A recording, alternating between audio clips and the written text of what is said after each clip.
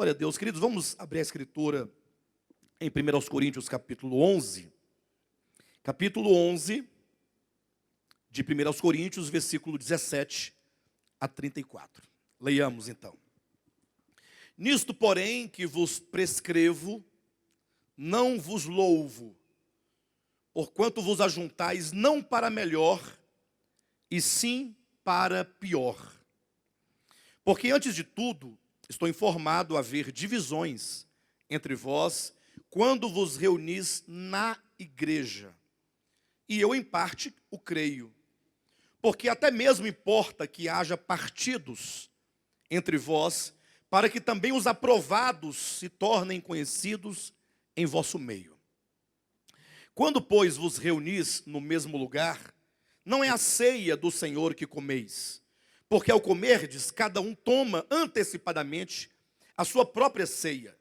E há quem tenha fome, ao passo que há também quem se embriague. Não tendes porventura casas onde comer e beber? Ou menosprezais a igreja de Deus e envergonhais os que nada têm? Que vos direi? Louvar-vos-ei? Nisto certamente não vos louvo. Porque eu recebi do Senhor o que também vos entreguei. Que o Senhor Jesus, na noite em que foi traído, tomou o pão e, tendo dado graças, o partiu e disse: isto é o meu corpo, que é dado por vós. Fazei isto em memória de mim. Por semelhante modo, depois de haver ceado, tomou também o cálice, dizendo: este cálice é a nova aliança no meu sangue. Fazei isto todas as vezes que o beberdes em memória de mim. Porque todas as vezes que comerdes este pão e beberdes o cálice, anunciais a morte do Senhor, até que ele venha. Por isso, aquele que comer o pão ou beber o cálice do Senhor indignamente, será réu do corpo e do sangue do Senhor. Examine-se, pois, o homem a si mesmo, e assim coma do pão e beba do cálice. Pois quem come e bebe, sem discernir o corpo, come e bebe juízo para si. Eis a razão porque há entre vós muitos fracos e doentes, e não poucos que dormem. Porque se nos julgássemos a nós mesmos, não seríamos julgados. Mas quando julgados, somos disciplinados pelo Senhor, para não sermos condenados com o mundo. Assim, pois, irmãos meus, quando vos reunis para comer, esperai uns pelos outros. Se alguém tem fome, coma em casa, a fim de não vos reunirdes para juízo. Quanto às demais coisas, eu as ordenarei quando for ter convosco. Amém, queridos? Um texto que talvez seja bem conhecido da maioria dos cristãos, porque é um texto que costuma ser lido repetidamente nas reuniões que se costuma chamar as reuniões da ceia do Senhor. Já ouviram essa expressão, né? Costuma-se ler nas chamadas reuniões evangélicas que se dá o nome, ou que se recebe o nome pelos próprios cristãos de ceia do Senhor. Acontece que é um texto muito mal compreendido, embora seja lido muitas vezes. Isso porque esse texto ele traz aqui no seu conteúdo algumas informações que talvez nos falte a compreensão de como acontecia essa chamada ceia do Senhor aqui em 1 Coríntios, durante a época da igreja primitiva, do primeiro século. Por esta razão, é possível então que, por não entender esse texto do seu ponto de vista histórico, cultural, é possível então que a sua verdade passe a nós desapercebida. Antes de nós entrarmos aqui, portanto, nessas questões, quero apenas lembrar que essa epístola de Paulo aos Coríntios é uma epístola exortativa. Toda ela foi escrita com o fim de ensinar a igreja a como viver a vida de igreja. Foi uma epístola escrita para ensinar a igreja a vida prática cristã em todos os âmbitos, desde as questões relacionadas à convivência, como as questões relacionadas a problemas de litígio entre irmãos, problemas de casamento, problema de toda sorte. Imaginem, os irmãos, que uma igreja local é uma igreja que tem problemas. Toda igreja local tem problemas, porque as pessoas que compõem a igreja local, elas têm os seus problemas. E nesta convivência, portanto, acaba que nós enfrentamos vários problemas de relacionamentos. É o fulano que não gosta do Beltrano, é o outro que deve um dinheiro para o irmão e não paga. Não tem essas questões? É um casal que se divorcia na igreja. Ou seja, são coisas da vida. Esses problemas, eles existem. Agora, vem então a Escritura, a palavra apostólica, para nos ensinar como devemos nós, frente a esses problemas, como devemos nós proceder, como devemos nós tratar essas questões, para que nós possamos ir vencendo essas coisas, para que sejamos de fato cristãos vencedores. Eu quero ler com os irmãos aqui, eu quero repetir com os irmãos esta porção, 1 Coríntios capítulo 11. Eu direi, os irmãos vão repetir, versículo 30, 31 e 32. Diga assim comigo: eis a razão. Melhor, você vai dizer isso para o seu irmão, que está à sua direita ou à sua esquerda. Diga para ele: eis a razão. Você disse para o irmão?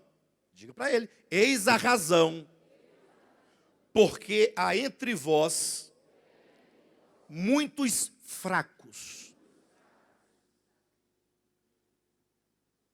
Então existe uma razão, porque há entre vós muitos fracos.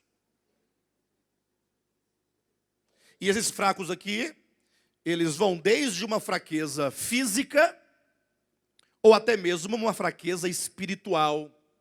Já ouviu dizer de irmãos, de pessoas que têm uma fraqueza espiritual tão grande que ele não consegue progredir na vida cristã? Ele não consegue caminhar. Quantos não estão simplesmente parados na sua vida cristã porque estão com uma série de problemas que o impede de prosseguir, de continuar?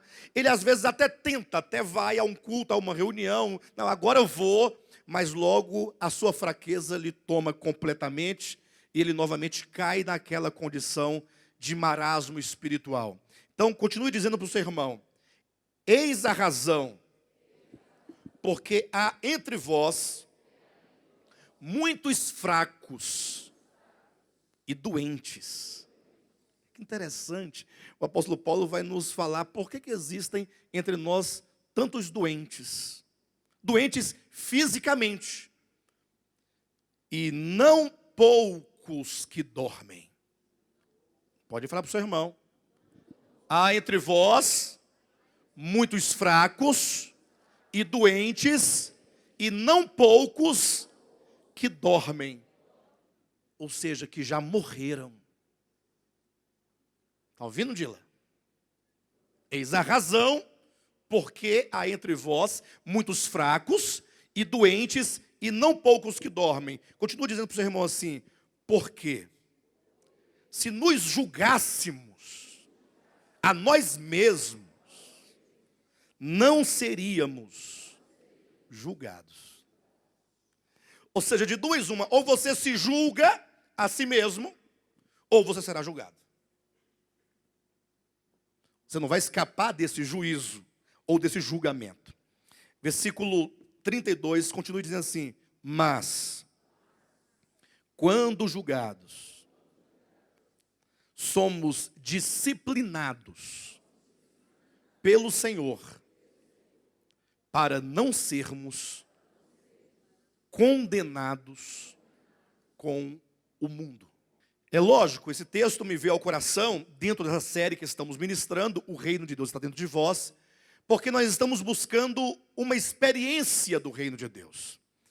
E nós temos falado aqui muitas e muitas vezes, temos dito, nós somos um ministério altamente crítico, que temos uma palavra apologética, de defesa da verdade. E em razão disso, nós estamos sempre dizendo para todos que o sistema cristão evangélico é um sistema caído. A gente tem dito que as campanhas não são coerentes com a Escritura Sagrada. Falamos contra aqueles ritos e procedimentos, todo aquele misticismo que eles colocam com respeito àquela flor, a flor que eles dão, o óleo o sabonete de arruda, todo aquele procedimento ritualístico. Nós temos dito categoricamente que nada disso funciona, que nada disso está correto, que há uma outra maneira de se experimentar, então, as bênçãos de Deus. Não temos dito isso? E então, depois que nós, então, tiramos tudo isso, de repente, nós nos vemos agora como aqueles que perguntam: pastor, tudo bem, já compreendi que existe um sistema caído, perverso, enganador, que está enganando as pessoas. Agora, como então, já que não é daquele modo, como então eu posso experimentar a vida do reino? Então nós estamos ministrando essas palavras aos domingos, entregando a cada domingo uma chave. Essa chave quer dizer, te entregando como se fosse, te dando um exemplo bíblico, um exemplo prático, de como você, ao proceder de acordo com a Escritura, você pode então se apropriando das bênçãos do reino de maneira prática, de maneira fatual. Imagine só você começando a experimentar agora aquilo que a Escritura diz que é. Porque uma coisa é um fato: nós somos o reino de Deus. A Bíblia categoricamente diz que nós fomos constituídos reino. É dito que o reino de Deus está dentro de nós. Agora é certo que você e que eu queremos experimentar este reino no nosso dia a dia. Sim ou não? E agora eu pergunto: e por que então nos falta tanta experiência deste reino, se ele é um fato espiritual? Aí nós temos demonstrado que algumas coisas no nosso coração são impedimentos para tocarmos a realidade dessas experiências. E esse texto de 1 Coríntios 11 nos traz algo muito claro nesse sentido. Inclusive é um texto que nos diz que existe um motivo, porque às vezes nós temos uma vida cristã enfraquecida, uma vida cristã fraca, uma vida cristã débil, uma vida cristã tenra, uma vida cristã sem força, sem vitória, sem ânimo, sem disposição, sem saúde. Talvez você diga assim: pastor, olha, eu creio na Escritura, eu creio em Jesus Cristo, inclusive eu tenho até clareza acerca da verdade, mas a minha vida é uma vida cristã michuruca. Eu preciso de experimentar essas riquezas, de tocar essas riquezas, até para que as pessoas possam ver em mim a manifestação prévia deste reino de Deus, possa ver mudanças na minha vida. Então, esse texto do apóstolo Paulo, ele traz uma situação muito prática, em que nos mostra o motivo, a razão, ou pelo menos uma delas, para que explica por que muitas vezes temos uma vida cristã debilitada, ou mesmo doenças, ou mesmo morte. Amém, queridos? Então convido os irmãos a olharem para esse texto, porque é um texto em que o apóstolo Paulo começa dizendo acerca da ceia do Senhor. Ele diz assim no versículo 17: nisto, porém, que vos prescrevo, não vos louvo, porque vos ajuntais não para melhor, e sim para pior. Imagina os irmãos agora que Paulo está se dirigindo a uma igreja, como esta igreja, dizendo: quando vocês se reúnem num só lugar, vocês não se reúnem para melhor, se reúnem para pior. Não é certo que quando a igreja se reúne, teoricamente falando, você tem que sair daqui melhor, sair daqui mais tranquilo, com uma palavra de esperança, uma palavra de conforto, né, com o seu coração mais revigorado, e você mais agora animado para viver a vida cristã, e você um pouco mais crescido, um pouco mais santificado, um pouco mais edificado. Agora imagine que o apóstolo Paulo diz que esta igreja de Corinto especificamente se reunia para pior. Ou seja, a pessoa ia para a reunião e saía de lá pior de que quando havia entrado naquele lugar. Versículo 18. Porque antes de tudo estou informado haver divisões entre vós quando vos reunis na igreja, e eu em parte o creio. Aí ele começa a apresentar o problema. Porque eu sei que os irmãos aqui muitas e muitas vezes já ouviu a leitura desse texto, quando o pastor, na hora da ceia, diz: olha, examine-se, pois, o homem a si mesmo, e então coma do pão e beba do cálice, de maneira que aquele que come do pão e bebe do cálice indignamente se torna réu do corpo de Cristo. E aí usa-se esse texto para dizer que você deve fazer, então, toda uma análise para saber se você tem algum pecado. Se você, porventura, durante a semana, assistiu a novela escondido do pastor, ou se na semana, porventura, você cultivou algum pensamento, alguma coisa, de maneira que é colocado que esse tomar indignamente seria uma situação em que você não tivesse em si mesmo condições de comer daquele pão e beber daquele cálice, porque você é simplesmente um pecador. A impressão que dá, diante disso, é que quem come do pão e bebe do cálice, nessas circunstâncias em que eu estou colocando, são pessoas que não têm pecado algum. Aí fica aquele orgulho, aquela sensação de que, não, eu tenho condições, porque a minha vida é uma vida reta, eu tenho um procedimento correto. Já o outro coitado, que não tem tanta assim certeza disso, ele se priva de comer do pão e beber do cálice, ignorando que aquele pão e aquele cálice, que agora há pouco inclusive estava aqui, e deles nós participamos, representam em primeira mão o sacrifício de Cristo a favor dos pecadores. Então uma coisa tem que ficar muito clara aqui a princípio. Quem pode participar do pão e do vinho que aqui nós partimos? Quem pode participar? Qual é a primeira exigência e a primeira condição para que a pessoa se torne digna de comer daquele pão e daquele vinho? É que ele seja e se reconheça um pecador.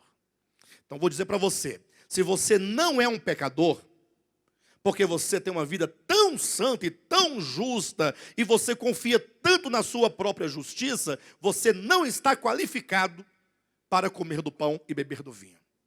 Porque o pão e o vinho, primeiramente, representam o sacrifício de Cristo. Eu disse representam. Aquele pão, em primeira mão, representa o corpo de Cristo, que foi partido por nós, e aquele sangue representa o sangue que foi derramado na cruz do Calvário a nosso favor. E isso não é nenhuma apologia ao pecado, como que dissesse, não, pequemos e comamos do pão, porque somos pecadores. Não, eu não me refiro a isso. Eu digo que se porventura alguém vier aqui, e ele tiver que olhar a sua vida e não encontrar nenhum pecado, essa pessoa então não é da terra. Você peca. Entenda isso. Você peca. E se você disser que não tem pecado, é mentiroso. Só que de repente alguém toma esse texto para dizer que somente alguns podem comer do pão e beber do cálice, porque não tem a dignidade necessária. Mas de repente, se você volta no texto, você puxa lá do início da conversa, você percebe que o apóstolo Paulo está tratando de um problema.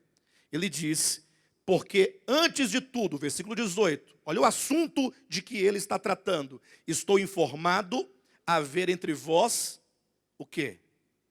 Divisões. Qual que é o problema que ele apresenta aqui na carta? Divisão. É quando o seu coração é dividido no sentido de ter uma facção, de ter uma inimizade, de ter uma resistência com o outro irmão. Aqui a questão está no âmbito dos relacionamentos. Ele diz que ele recebeu notícia, informação de que havia divisão entre os irmãos. 19, porque até mesmo importa que haja partidos entre vós, para que também os aprovados se tornem conhecidos no vosso meio. Essa palavra é muito forte, do 19, porque de repente ele diz, olha, tudo bem que as divisões, os partidos, a facção, isso não é uma coisa positiva. Mas por um lado ele diz, Importa que isso aconteça, que haja esse tipo de problema. Para quê?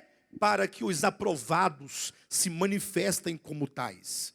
Ou seja, para que aqueles que de fato tratam o seu coração, porque se é aprovado não quer dizer que não tenha errado quanto à divisão, mas o aprovado é aquele que diante da verdade, diante da palavra, então ele entende, ele reconhece e ele trata com o seu coração.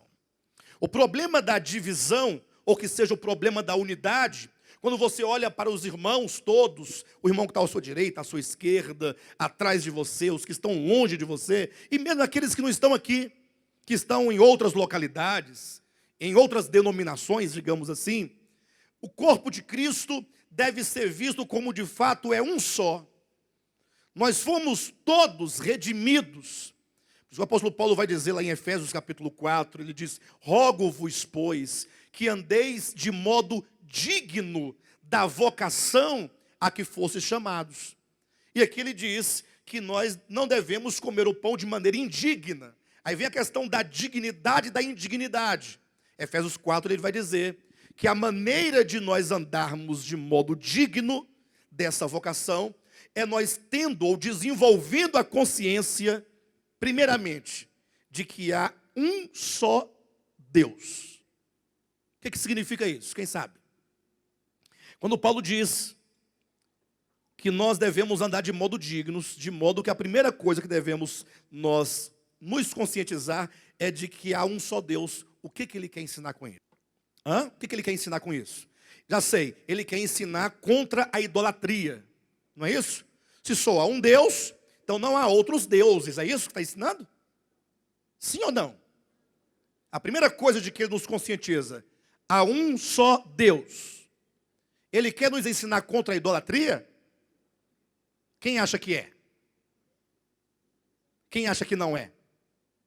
Simples, queridos. Pegue Efésios capítulo 4. E ali ele vai dizer, olha, rogo-vos, pois, irmãos, que andeis de modo digno da vocação a que fostes chamados. Então, quem aqui foi chamado por Jesus Cristo? Aumentou o número, né? Tudo bem. Você que foi chamado, sabia que há uma maneira digna de se andar? Pastor, a maneira digna é o seguinte, as mulheres não podem andar de calça, os irmãos não podem andar de short. É isso que é maneira digna? Infelizmente, isso foi colocado ao longo de muito tempo, que andar de maneira digna seria andar de burca. E evitar qualquer ambiente que, porventura, não fosse gospel. Mas a mentira do diabo e dos diabos. O fato é que quando diz, andeis de modo digno da vocação, ele diz, de modo que vocês se esforcem. Olha, se esforcem por manter a unidade do Espírito no vínculo da paz. E aí ele vai dizer que esse esforço que devemos nós fazer para termos essa unidade de espírito, essa unidade de mente, essa unidade de coração, ele dá as razões, porque só tem um Deus. Ou seja, não pense você que você tem um Deus seu, diante do qual você comparece, e aquele irmão do seu lado de quem você não gosta, tem outro Deus diante do qual ele comparece. Não é verdade que a pessoa, às vezes, quando tem um grande problema com algum irmão numa assembleia, ele muda de igreja? Não acontece isso? Por que prefere mudar de igreja? Não, porque eu quero ficar longe daquela criatura. Eu não quero nem ver aquela criatura. Eu não quero me deparar com aquela criatura. Ainda justifica dizendo, não, é para evitar problemas. Não, o problema está aí no coração. O problema não é espacial, não é geográfico. O problema é no coração. Então, se só há um Deus, então, diante do mesmo Deus ao qual eu compareço, meu irmão também comparece. O Deus é dele e meu. Aí ele vai dizendo, há um só Espírito. O mesmo Espírito do qual você participa, eu também participo. Por que então que eu vou desprezar a você? Há um só Deus, há um só Espírito, há uma só fé, há um só Senhor. Ou seja, tudo é único, é comum a todos. A questão aqui não está no número, está no fato de que o Pai, o Filho, o Espírito, a esperança, a fé, a redenção, todas essas bênçãos, elas são comuns a todos nós. Por isso que Paulo diz aqui que ele está escrevendo para tratar um problema de divisão, porque há partidos no meio da igreja. Havia corações que estavam simplesmente inclinados a desenvolver um tipo de relacionamento com uns em detrimento de outros. E como é que isso estava acontecendo aqui em Corinto? Veja o versículo 20. Quando, pois, vos reunis no mesmo lugar, não é a ceia do Senhor que comeis. E aqui começa um elemento novo para nós, do ponto de vista cultural, histórico. Embora muitos ao lerem aqui pensam o quê? Eles pensam que essa ceia aqui é o partir do pão. Os irmãos querem uma prova dentro do texto que essa ceia, aqui ele faz referência, não é o partir do pão? Querem ver? Olha o versículo 25. Por semelhante modo, vírgula, tomou também o cálice, dizendo. É isso aí, olha na sua Bíblia. Por semelhante modo, vírgula, tomou também o cálice. Quando foi que ele distribuiu o cálice? Então, a ceia já havia acabado? Tendo acabado a ceia, ele agora está ainda abençoando o cálice. E ainda distribuindo o cálice. O que implica que a ceia não pode ser a distribuição desse cálice. Perfeito? Olha o que vem antes aqui. Versículo 23. Porque eu recebi do Senhor o que também vos entreguei, que o Senhor, na noite em que foi traído, tomou o pão. Vamos remontar essa história aqui dentro do Evangelho. Abra sua Bíblia rapidamente em Mateus capítulo 26. Olhe na sua Bíblia o que diz. Enquanto comiam, está na sua Bíblia desse modo? Tem alguma versão que diz enquanto ceavam? Alguma versão que diz enquanto ceavam? Nenhuma? Alguma que diz alguma coisa diferente de enquanto comiam? Todas dizem enquanto comiam? Todos? Amém. Então diz, olha, enquanto comiam, vírgula, tomou Jesus um pão e abençoando-o, o partiu e o deu aos seus discípulos, dizendo, tomai e comei, isto é o meu corpo. A seguir, tomou um cálice e, tendo dado graças, o deu aos discípulos, dizendo, bebei dele todos. Eu pergunto, em que momento Jesus abençoa e distribui o pão? Em que momento Jesus abençoa e distribui o cálice? De acordo com o texto de Mateus 26. Enquanto comiam. Enquanto comiam o quê? É a pergunta. Enquanto comiam o quê?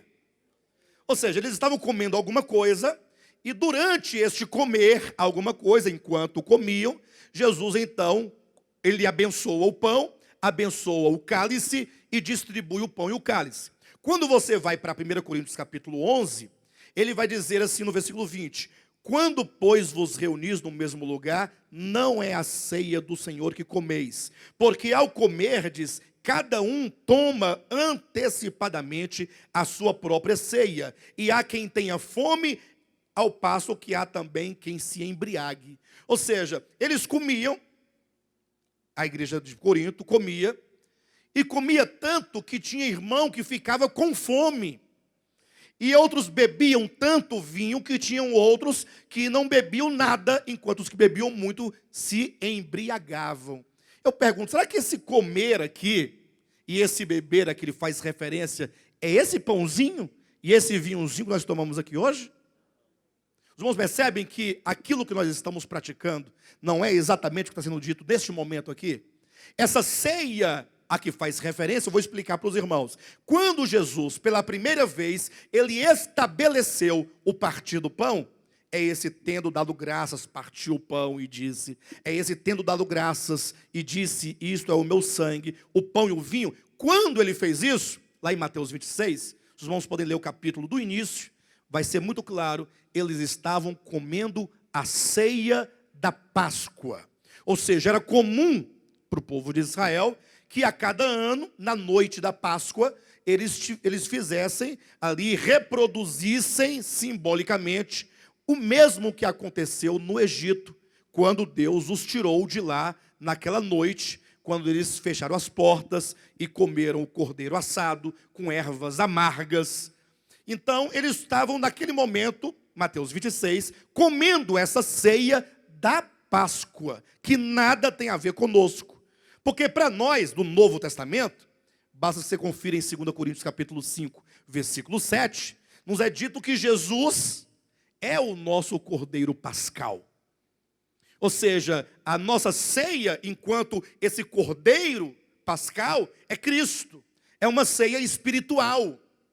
Mas para os judeus, enquanto um símbolo, eles se reuniam em casa a cada ano, por ocasião do dia 14 de Abib, ou que seja de Nisan, e ali então eles reproduziam aquela mesma festa, ou que seja aquela mesma ceia pascal, a cada ano eles faziam. No caso de Mateus 26, Jesus estava comendo esta ceia da Páscoa com seus discípulos.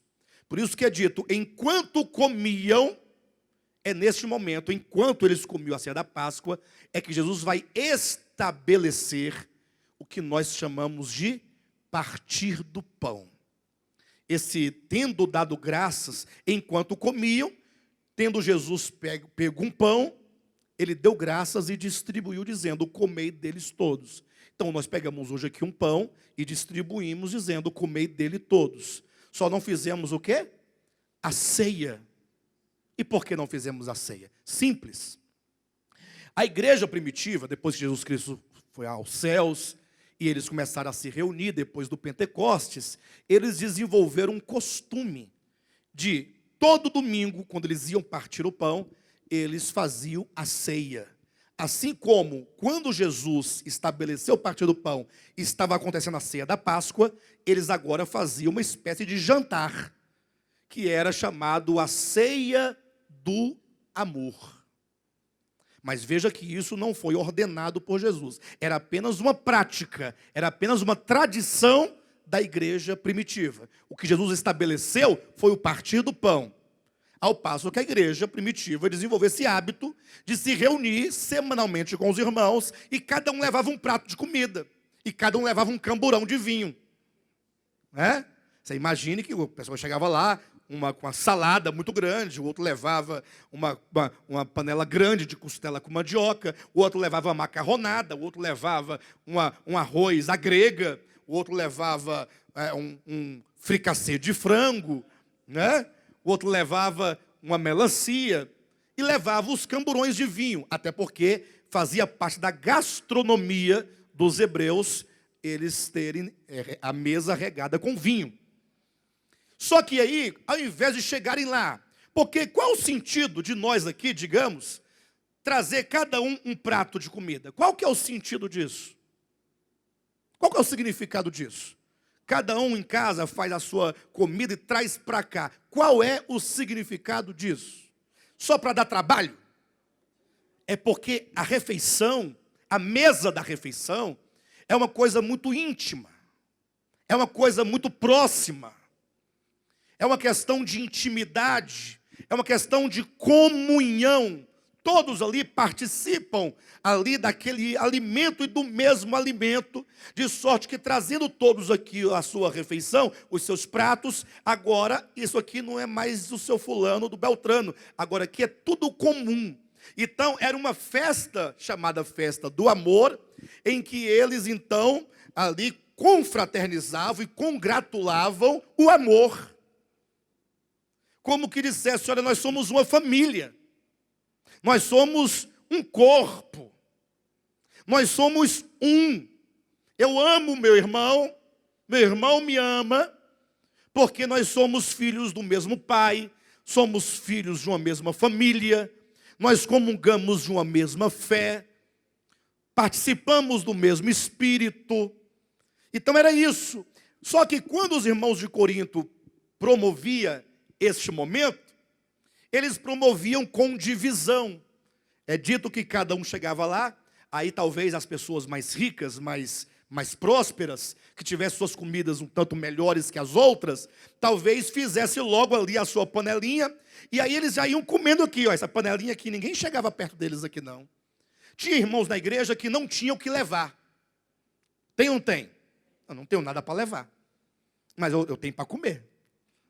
Não, meus irmãos vão levar, eu vou comer o que eles levarem. Mas eu não tenho nada para levar, porque talvez não tenho dinheiro, por causa de um desemprego, por causa de uma dívida, por causa de alguma coisa que lhe aconteceu, ou que lhe está acontecendo. Só que esses irmãos, eles, ao ver desses outros aqui mais prósperos, eles não participavam, eles eram rechaçados, deixados de lado, eram ignorados. Havia essa divisão no coração. Ou talvez não fosse exatamente por isso. Talvez alguém não quisesse comer a comida do pastor Giovanni, ou não queria se assentar à mesa com ele, porque eu tenho um problema com ele. Já imaginou? Um exemplo, aqui o irmão Oséias, digamos, tenha um problema de ordem pessoal com o pastor Giovanni. Foi lá no passado, alguma coisa aconteceu, o Oséias congregou um tempo lá em Goiânia, aí criou um problema que ninguém sabe ao certo quem estava certo, se era ele, se era o pastor, se era quem é. Ficou um problema aí. E aí ficou esse negócio do coração, um exemplo. E aí, de repente, agora nós nos reunimos todos no mesmo lugar, vamos almoçar juntos. Aí quando o Oséias olha, está todas as mesinhas ocupadas, só um lugar na mesa do pastor Giovanni. O que ele faz? Ele vai dando volta, procurando outro lugar. Ele vai sentar lá fora sozinho. Porque não pode compartilhar o mesmo lugar que o pastor Giovanni.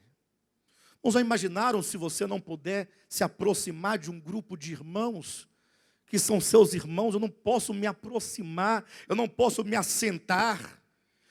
Ou talvez porque até que eu gostaria de fazê-lo, mas é porque o outro não vai gostar que eu me assente lá.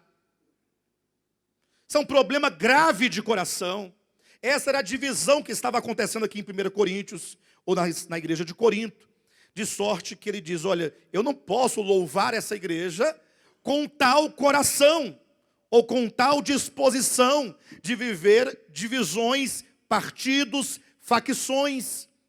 E aí, meus queridos, neste ponto, lógico, aqui se tratava de uma divisão que se manifestava no momento que nós não temos aqui. Ou talvez tenhamos, né? O almoço vamos fazer agora há pouco. Mas como esse almoço ele é feito à parte, a reunião acaba, teoricamente falando, né? E nós vamos almoçar, outros vão embora. Mas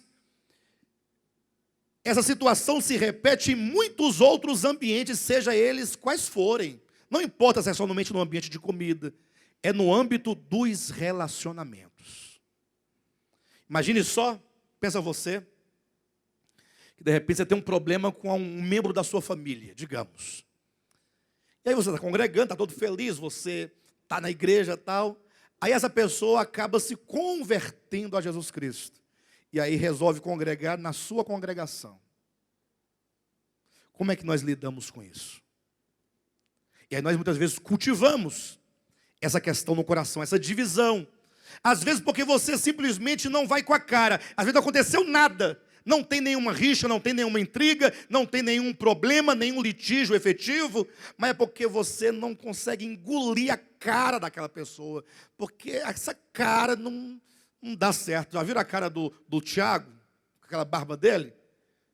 E aí logo eu julgo o irmão pela mera aparência. Ou talvez eu julgo o irmão porque um dia alguém, a prima da cunhada do meu colega de trabalho, me disse isso do Tiago.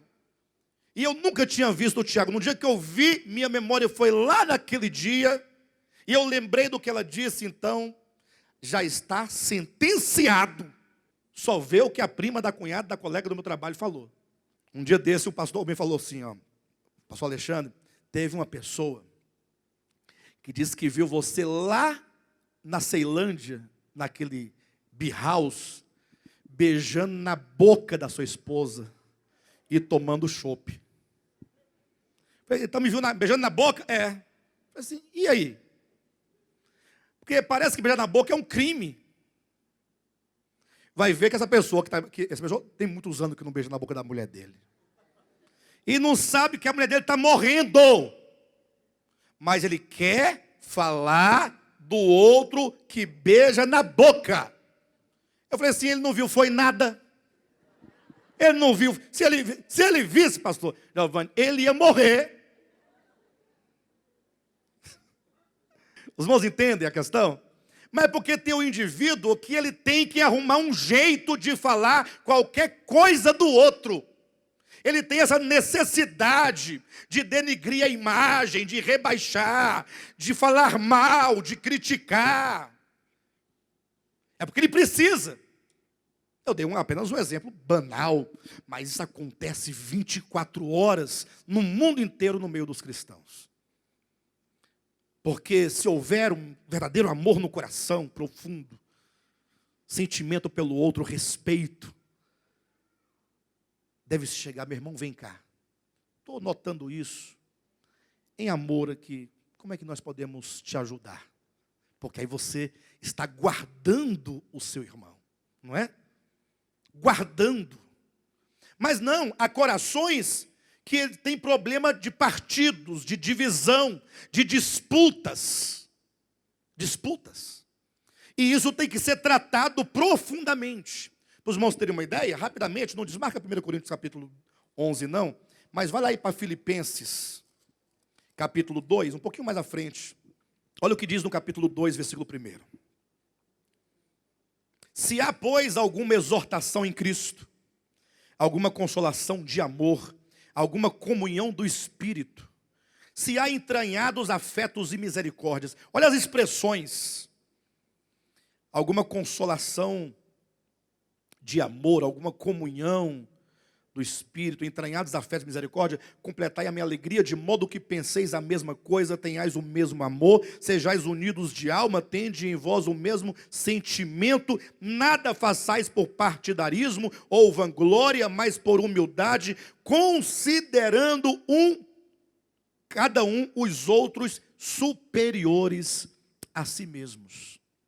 Irmãos, não adianta ficar pregando esses evangelhos que vocês ouvem por aí, eventualmente, floreado, bonito, se esse evangelho não trata com o nosso coração. Então talvez eu esteja falando aqui essa manhã, uma mensagem já centenas de vezes repetida, você talvez até esteja ignorando, dizendo, mas não tem uma mensagem nova. Não, seu coração continua velho. Então, eu acho que está na hora de nós começarmos a repensar um evangelho prático. E saber que nós temos a profunda necessidade de termos um tratamento no nosso coração. E isso só quem pode realizar é você. Bem, não é que só você pode. É que Deus te dá a graça de que você próprio se resolva antes que Ele intervenha. Por isso que o texto vai dizer aqui, quando ele diz lá em 1 Coríntios capítulo 11, examine-se, pois, o homem a si mesmo, é este exame. Mas por quê? O que tem a ver uma coisa com a outra? Simples. É porque quando diz aqui que o Senhor estabeleceu o pão e aquele cálice, o que aquilo representa de maneira prática para a comunidade? Todos aqui comeu hoje um pedacinho de pão, não foi? Tinha sal? Tinha manteiga? Uma geleiazinha no meio? Nada. Que tamanho era o pãozinho que você comeu? Uma coisinha velha assim, que gruda no céu da boca e fica até o final do culto você tentando tirar o pedacinho que ficou lá. Pastor, qual que é o sentido desse pão, desse vinho? Alguém pode dizer, é uma coisa tão besta e banal esse pãozinho, que tem igrejas que nem faz mais isso. Pastor, vocês ainda estão ultrapassados, estão ainda nesse pãozinho. Sim, mas esse pãozinho foi Jesus quem ensinou. Mas por que será? Será que Ele quer que você coma esse pãozinho? Qual que é o sentido desse pãozinho? Mata a fome? Então qual é o sentido desse pãozinho? Só para você poder ficar? É porque Deus, Ele sabe que nós constantemente nos esquecemos das coisas mais importantes. Ele sabe disso. E Deus, por ser um Deus pedagógico, que nos vê como crianças, então Ele procura nos ensinar de maneira prática, de maneira simples, as coisas profundas, e nos ordena que nós pratiquemos esse partir do pão, para que você esteja continuamente se lembrando. Lembrando-se de quê? Ora, se lembrando de que você está comendo de um único pão. Que cada um pegou um pedacinho de um só pão. Porque aquele único pão, em segunda instância, agora representa o corpo de Cristo. Está em 1 Coríntios capítulo 10. Se você voltar só um pouquinho e ver aí o capítulo 10, versículo 16, diz: porventura o cálice da bênção que abençoamos não é a comunhão do sangue de Cristo? O pão que partimos não é a comunhão do corpo de Cristo? Versículo 17, porque nós, embora muitos, somos unicamente um pão, um só pão, porque todos participamos do único pão. Então repita comigo assim: porque nós, mais forte, porque nós, embora muitos, somos unicamente um pão, um só corpo, porque todos participamos do único pão. Sabe o que você disse hoje quando você comeu aquele pão? Quando você pegou aquele pãozinho e você comeu, você estava dizendo: eu sou um com todos vocês. E outra, nós somos um só corpo. Agora, é possível que você despreze o seu corpo? Se bem que teve aí eu assisti a um documentário, tem bastante tempo que eu assisti esse documentário, e eu me lembro que nos Estados Unidos fizeram lá, os cientistas lá, a medicina, eles descobriram uma cirurgia para quem sofre de epilepsia. E eles conseguiram curar a pessoa. Essa cirurgia, de fato, corrigia esses problemas neurológicos e a pessoa ficava livre para sempre da epilepsia. O problema é que desenvolvia outra doença. E aí talvez essa fosse um pouco mais grave, porque ele poderia levar à morte. Qual que era a outra doença? Aí mostrou lá, a pessoa ia, por exemplo, num restaurante, na hora de almoçar, ele pegava o garfo e a faca para comer, não é? Acredita que essa mão queria furar a outra mão com a faca? Não, parece até piada, mas é um fato. É um fato. Desenvolveu um distúrbio de que nesse momento a mão às vezes queria enfiar a faca no peito e o pior, a outra mão segurava. Uma coisa totalmente louca. E quando eu vi aquilo, eu fiquei pensando: meu Deus, mas que revelação. É desse jeito que acontece com o corpo de Cristo. Um querendo matar o outro. E vem um terceiro para defender o primeiro, do segundo. Porque se somos um só corpo, por quê? Aí outra ocasião foi uma senhora, ela foi pegar uma vasilha no armário. Quando ela abriu o armário, que ela pegou e foi com a mão dentro do armário, a outra mão pegou e fechou a porta. Na mão dela. Alguém já viu esse documentário? Opa, muito obrigado, obrigado. Obrigado, graças a Deus, não estou sozinho. Alguém pode até pensar que eu estou inventando, mas é um fato. Mas então, essas coisas meio malucas, que foram, é uma doença. É uma doença. Então, quando o apóstolo Paulo, ele diz: olha, examine-se, pois, o homem a si mesmo. Ele está dizendo, quando você comeu do pão, você está dizendo uma coisa, mas com o seu coração, você pode estar procedendo diferentemente. Ou seja, é possível que diante da assembleia, você pega o pão todo feliz, e aí você come do pão, e você bebe do cálice, fala em línguas estranhas. Chega a dar um negócio assim. Só que se o seu coração, ele cultiva divisão, facção, partido, preferências, se há desprezo a algum irmão, você está comendo o pão indignamente.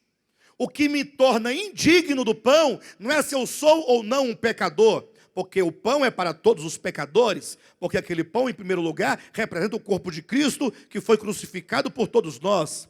Mas se eu, falsamente, hipocritamente, eu participo do pão, dando glória a Deus, porque é bonito que todos vejam você participando, só que eu não tenho a disposição, eu não quero ter a disposição, não estou disposto a tratar meu coração em relação aos meus irmãos, então você não é digno deste pão. Você não é digno da comunhão que você próprio recusa a ter. Não é o outro, é você mesmo que se recusa a ter. Pastor, mas é difícil? É muito difícil.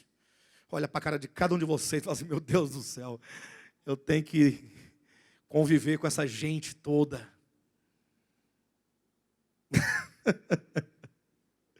Gente de todo tipo, cada um tem um cheiro diferente. Tem um que tem um perfume que me agride o nariz. Tem outro que está precisando de perfume. Hã? Mas não é assim? E aí ontem eu assistindo a uma reportagem, uma entrevista daquele deputado que defende a causa dos homossexuais, Jean Williams, né? Muito obrigado. Ele dizia, no finalzinho da entrevista, ele falando sobre a questão dos negros, dos homossexuais, essas diferenças, dizendo a necessidade que tinha que vencer essas coisas, as diferenças. Aí no final ele diz assim, porque essa história de que não há grego e não há judeu, citando o texto de Paulo, isso é muito bonito. E aí ele começou a sorrir, aquela gaitada dele, como que dizendo, isso aí é uma utopia. Só que ele próprio se contradisse, porque a entrevista dele e a luta dele não é para que as diferenças se resolvam. Então, ele está buscando aquilo em que ele não acredita. Então, há uma contradição, mas não importa. Mas o sorriso sarcástico dele tem fundo de verdade. Porque ele, não sendo um cristão, ele está dizendo, tudo bem que nós não tenhamos tal igualdade, mas vocês deveriam ter, porque vocês pregam isso. Ou não é assim? Então, se nós pregamos, precisamos. Mas nós não temos, mas nós vamos ter. Porque Deus nos reuniu sob a sua palavra, ela está sendo pregada e nós vamos buscar isso a cada dia. Deus, Espírito Santo, eu quero o meu coração tratado. E a Bíblia diz, se você ou eu, se cada um, se nós nos julgássemos a nós mesmos, ou seja, cabe a cada um o seu próprio julgamento. Sair daqui hoje e você se colocar diante de Deus em oração, e você analisar, e você pensar, e você começar a sondar a si mesmo, pedindo, Senhor, revela-me, mostra-me, porque eu quero me julgar, eu quero dizer no final das minhas reflexões que eu estou errado. Você tem que dizer para você mesmo, como é que é seu nome? Fala seu nome, diga assim, Alexandre. Diga Alexandre. Alexandre não.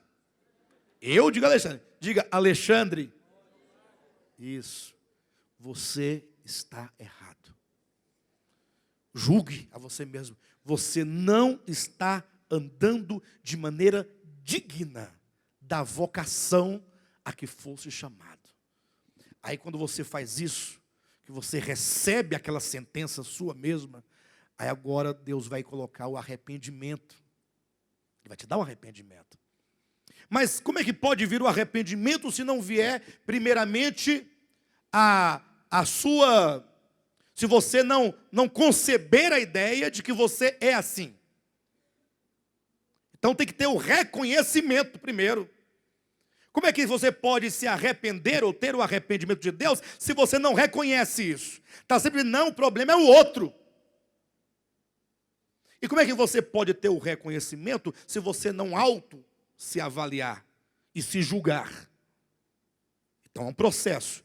Você se julga diante de Deus. Vem a luz do Espírito Santo. Ele te mostra. Aí você então reconhece. Aí você confessa. Aí você se arrepende.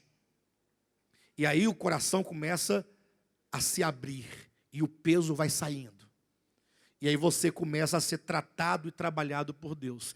Paulo diz que quando nós não fazemos isso, aí o Senhor nos julga. Ou seja, se você se recusa a se julgar, ou a julgar-se a si mesmo, Deus, Ele intervém. Aí Deus julga, Aí quando Deus julga, Deus fala, o meu filho tem esse problema no coração, de modo então que ele precisa de uma disciplina.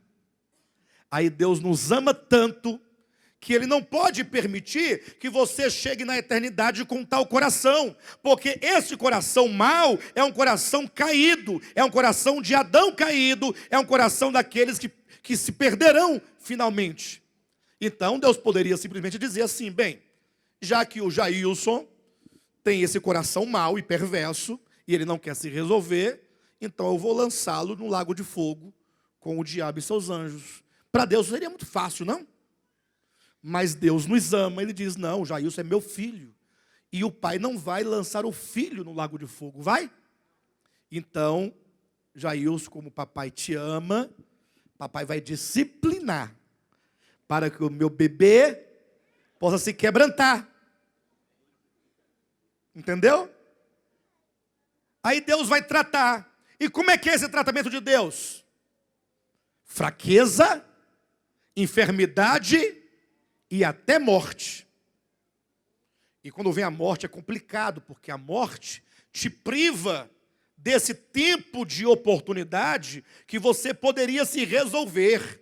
Quando vem a morte é Deus dizendo o seguinte, olha meu filho, já que você é muito teimoso, e você nem sob disciplina quer se resolver, então eu vou colocar você 7 palmos debaixo da terra do seu corpo, o espírito vai para mais 200 metros para baixo, e você vai ficar lá aguardando o dia do tribunal de Cristo, em que Jesus vai te julgar, e sendo julgado ele vai te falar tudo direitinho o que aconteceu, aí você ainda vai ter 1000 anos depois para resolver esses problemas do coração.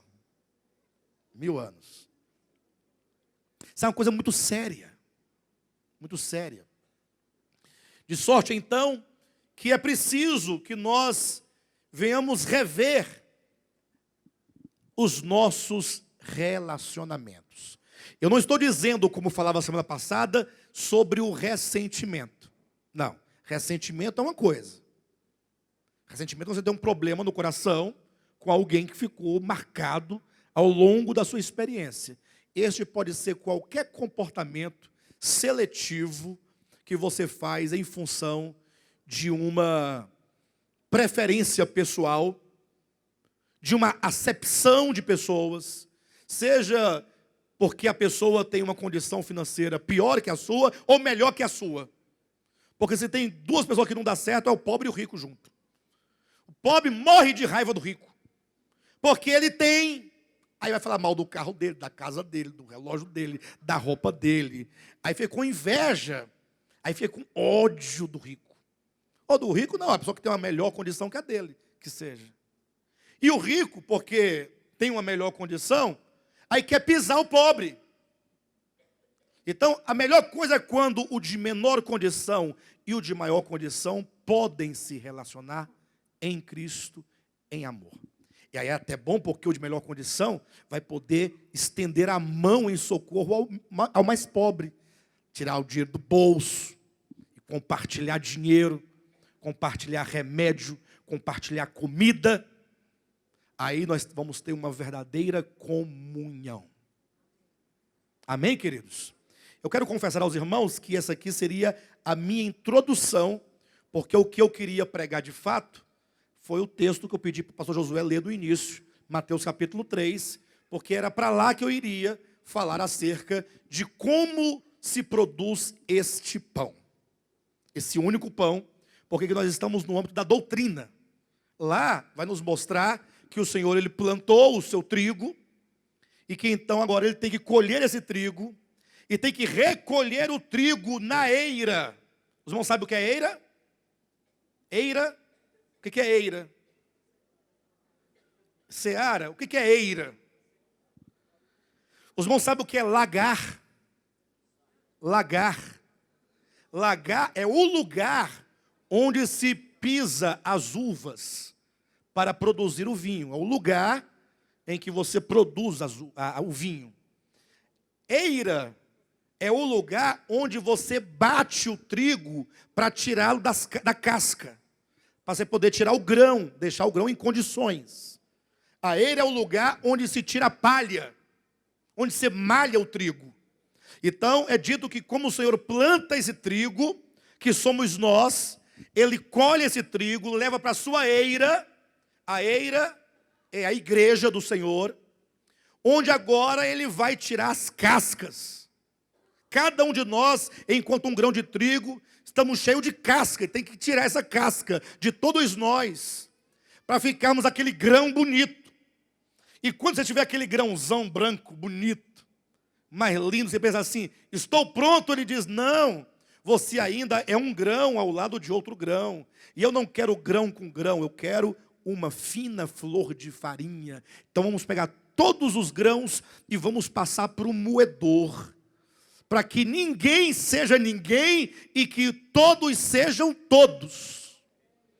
Aí quando sai aquela farinha, que você não sabe mais qual é o grão, porque está tudo junto, misturado.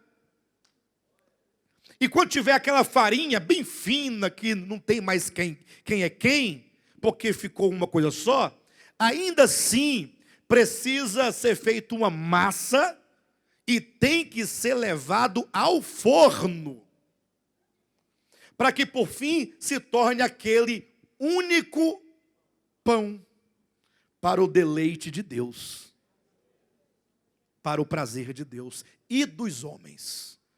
Não é uma coisa maravilhosa? Esse processo é o processo de santificação, é o processo de disciplina. É por isso que nós temos que entender que a nossa vida, e cuidado com isso, para você não ficar sempre buscando um responsável pelos teus problemas. Você está cheio de problema, está cheio de espinho na carne, está cheio de disciplina de Deus e está colocando a culpa na Dilma, a culpa no Lula, que já saiu do governo, mas continua na tua vida, não consegue sair. A culpa é da sogra, é do cunhado, é do vizinho, é do patrão, é da esposa, é do marido, é do filho. E você nunca se vê como a causa e como um magnetismo de atração de todas essas mazelas. Você não vê. Aí você, enquanto estiver nessa situação, você nunca vai sair da disciplina. Porque você nunca reconheceu isso. Aí você tem que entender que você, tudo bem, você é um grão, glória a Deus, mas um grão cheio de palha. Aquele grãozão velho, todo.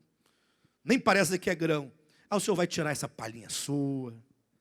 Ele bate, a palha vai saindo. Você vê aquele grão meio assim, mas é grão.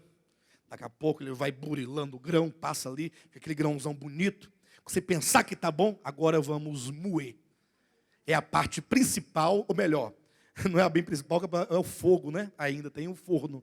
Mas ainda vem a parte, uma das melhores partes, né? Que é o moer, o triturar, o quebrar, o destruir, o aniquilar.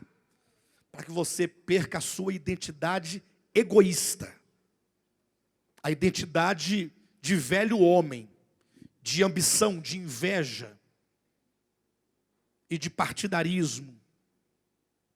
Aí você, e nós, todos nós, né? Eu, vocês, todos nós, aquela farinha bonita, já é um bom processo. Depois também que saiu do forno também, maravilha. Então eu ia discorrer tudo isso, ia falar alguma coisa, mas acredito que já deu para os irmãos saberem, em suma, que nós precisamos do Senhor. Mas não é coisa só do Senhor. Precisamos de nos posicionar e de tratar isso. Portanto, examine-se o homem e a mulher a si mesmos. Amém?